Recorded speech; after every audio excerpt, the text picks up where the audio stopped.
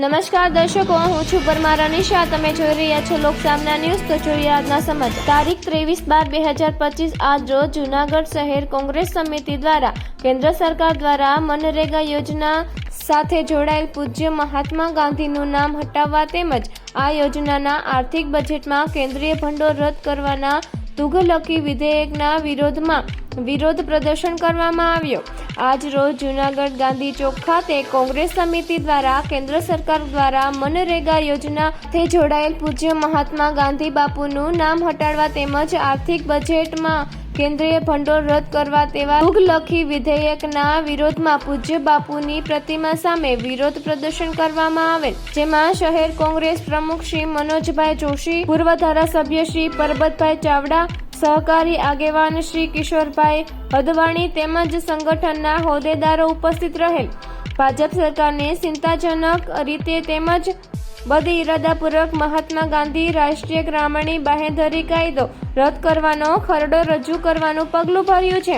આ કોઈ સામાન્ય ધારાકીય કાર્યવાહી નથી, પરંતુ ભારતના સૌથી સ્વીકૃત બનેલા એવા કલ્યાણકારી કાયદાને, ઐતિહાસિક અધિકાર આધારિત પ્રજાના કાયદાને નબળો પાડવાનો તેમજ મહાત્મા ગાંધીનું નામ અને મૂલ્યોનો હાસ્ય કરવાનું ગણતરીપૂર્વકનું રાજકીય પગલું છે. મનરેગા એક સામૂહિક સંઘર્ષમાંથી આકાર પામેલ હર હાથ કો કામ દો, કામ કા પૂરા દામ દો નું વચન ધરાવવાનો કાયદો હતો.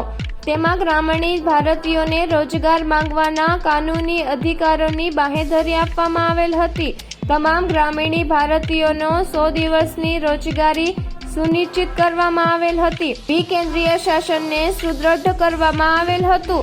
મહિલાઓને જમીન વિહોણાનું સશક્તિકરણ કરવામાં આવેલ હતું. તેમજ અધિકાર પાત્ર હકો દ્વારા શ્રમની ગરિમાને સમર્થિત કરવામાં આવેલ હતી. ભાજપ કેવી રીતે મનરેગા નબળું પાડી રહ્યું છે?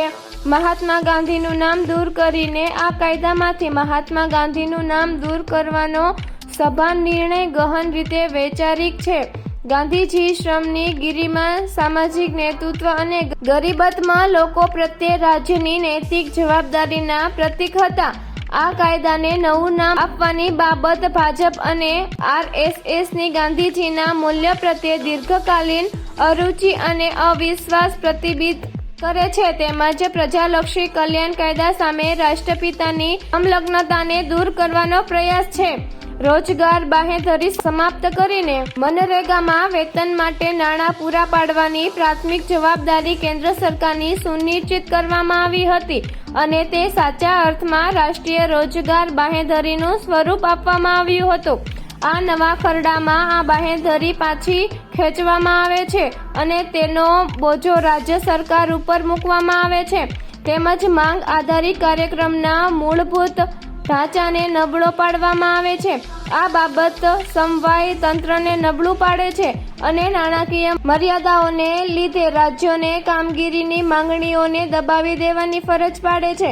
ગાંધીજીની વિરાસત, કામદારોના અધિકારો તેમજ સમવાયી જવાબદારી ઉપરનો આ સંયુક્ત પ્રહાર અધિકાર આધારિત કલ્યાણ કાયદાને દૂર કરી તેના બદલે કેન્દ્રીય દયાથી નિયંત્રિત કાયદો બનાવવાનું ભાજપ અને RSSનું ષડયંત્ર છે. તો ફરી મળીશું એક નવા સમાચાર સાથે. ત્યાં સુધી જોતા રહો લોકસામના ન્યૂઝ.